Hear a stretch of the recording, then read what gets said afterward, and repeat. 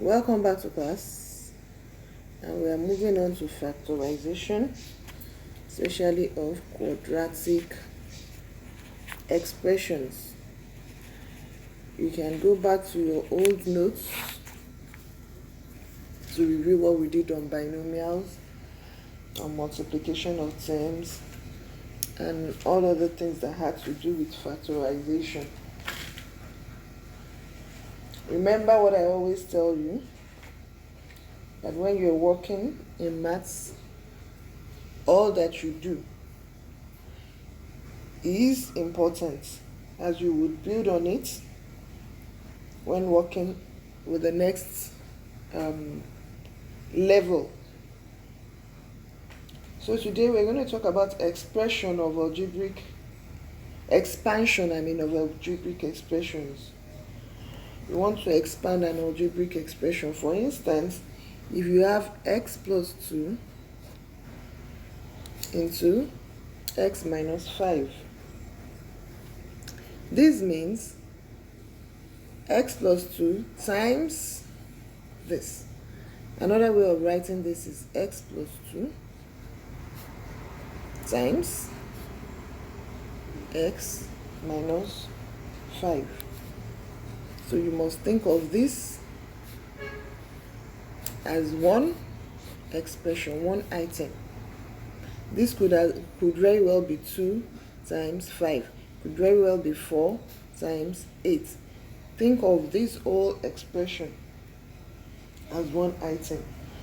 Now, for you to find the product of these two binomials, you have to multiply the content of one bracket by the content of the second expression. In this wise, we have x plus 2. You multiply it by x. So you say x into x plus 2. Then you have x plus 2 again, and you multiply it by, take note, minus 5. Not by 5, but by negative 5. Tito, Morola, Joshua, I'm sure you remember that I told you that when a number, when there's no sign in front of a number, it is assumed to be positive.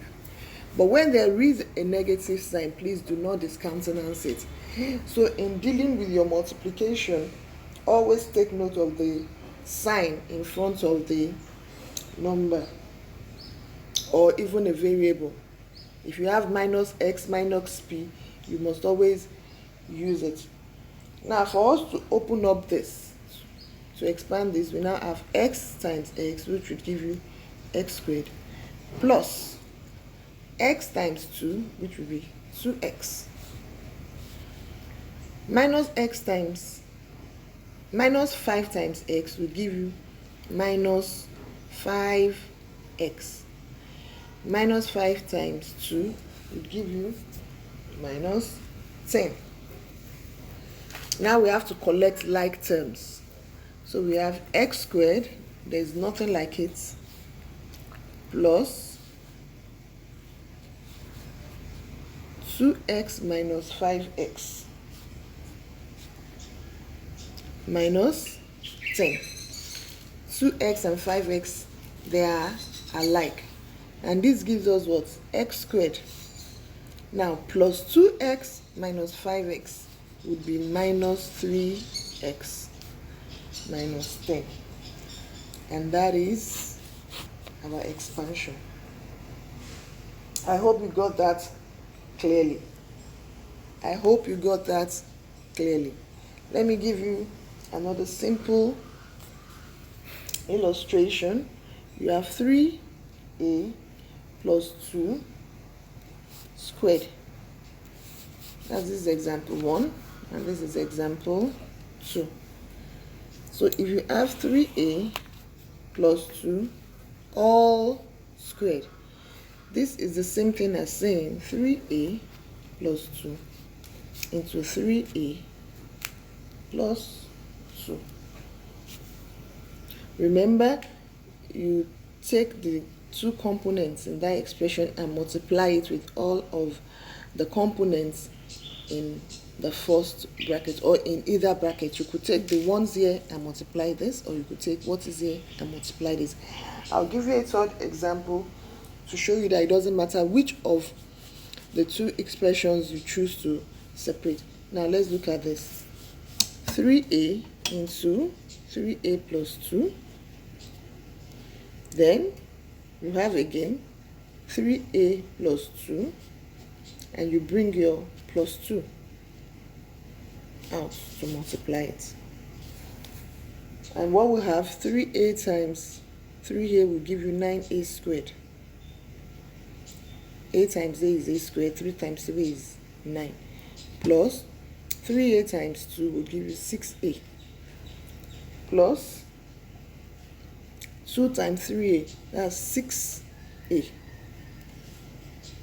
plus 4. If we collect our like terms again, 6a plus 6a, so we'd have 12a. This is not like any other thing, it's standing alone, so you have 9a squared plus 12a plus 4. This is already expanded. Now, I did promise to show you a simple scenario where you could pick either one of the expressions to multiply the content of the other one, and I would use this simple expression a plus 2 into a plus 3. So if I choose to multiply this by this, I would have a into a plus 2 and plus 3 into a plus 2. This will give us a squared plus 2a plus 3a plus 6. If you collect our like terms, we have a squared plus 5a plus 6. Now let's compare. If I decide to make a plus 3 the staple and multiply by the content of this, so I have a into a plus 3 plus 2 into a plus 3. Can you see the difference? In this first method, I multiplied the contents of the first bracket by the items in the second one, and in this one I multiplied the contents of the second bracket by the terms in the first bracket, and this would still give me a squared plus a times 3, which would be 3a, plus 2a plus 6. Collect your like terms, we have a squared plus 5a plus 6. You can see that it gives us the same results. So we're going to give you some quick practice questions which I want you to go over before we move on to the next subtopic. We have 6 minus 5a into 2 plus a. Question number 2, we have n plus 5 into n minus 4. Question 3, we have p minus 3 into p minus 5. In question 4, we have 3b minus 2c into 2b minus c. And the last question for your practice would be 2c minus 3d all squared. Let me have this and let me see your efforts. I'll send you the detailed notes again in your mail. Thank you.